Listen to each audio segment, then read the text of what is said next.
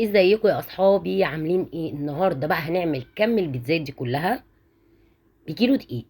وعلى فكره كان في صينيه تاني، بس بسم الله ما شاء الله ما استنوش لما اطلعها من الفرن كلوها كلها. شايفين بقى الشكل؟ انا عامله بالجبنه الموتزاريلا وعامله من غير الجبنه الموتزاريلا.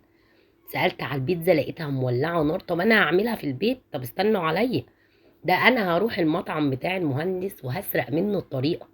ده اللي جاي يا جماعه، لازم تتفرجوا على الفيديو ده عشان انا عملت عمايل غريبه. ودليلا على كلامي، بصوا بقى. انا طبعا رحت هناك، لقيتهم بيعجنوا بالطريقه دي. انا استغربت جدا. هو حط كيلو الدقيق، كسر عليه 3 بيضات وحته خميره، وحط له ربع كيلو لبن، وفضل بقى يعجن زي ما انتوا شايفين كده. قلت له انا هديك كيلو دقيق تعمله لي. طبعا هو عشان عارفنا وكده، لو كان طبعا هو حق لقطه زي ديت عرفوها كانوا مشوه على طول.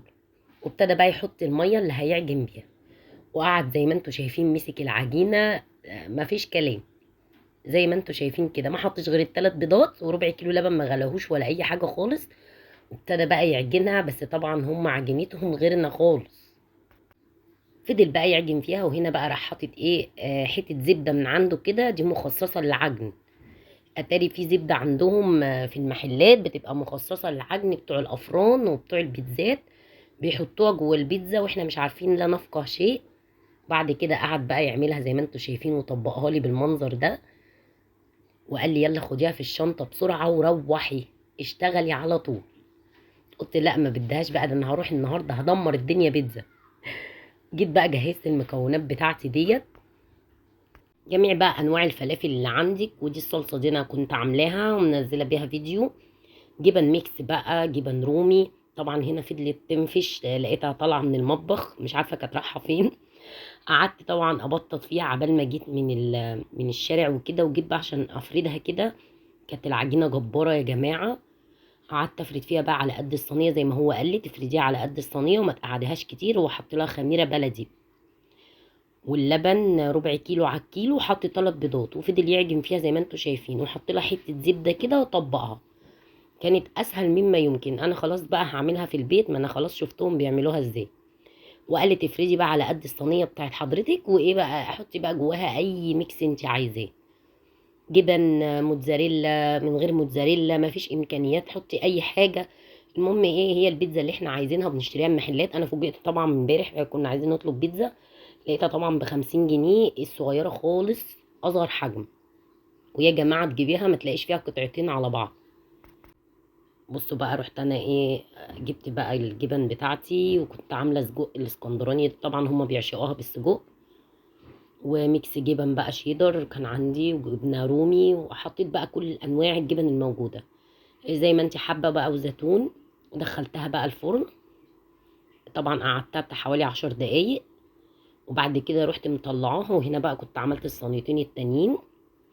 عملت لي 3 صواني والبيتزات الصغيره دي. اول ما استوت كده 10 دقايق وحسيت ان هي من تحت استوت، رحت رشه بقى عليها الجبنه الموتزاريلا ولا عليها الشوايه شويه. افتكر مفيش اسهل من كده. وهنا بقى عملت المنيو الصغيره دي اللي بتشوفوها في الافران.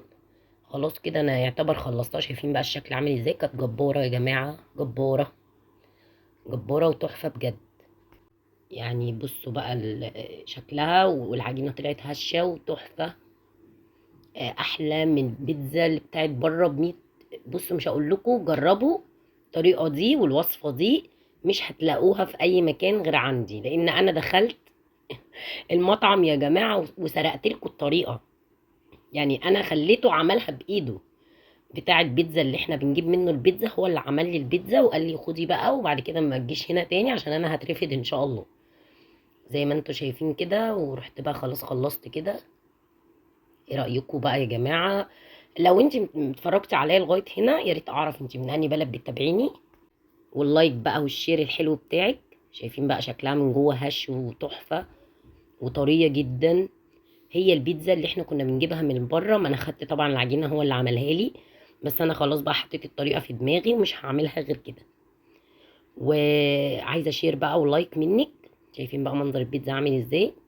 عشان انا تعبت قوي النهارده ونزلت جبت لكم الطريقه من قلب المحل ذات نفسه. ورمت معايا كميه كتير جدا. يا ريت بقى لو عجبتكم بقى تقولي له رايكم ايه، وشكل البيتزا بتاعتي كانت عامله ازاي، ولايك بقى حلو وشير للفيديو. السلام عليكم.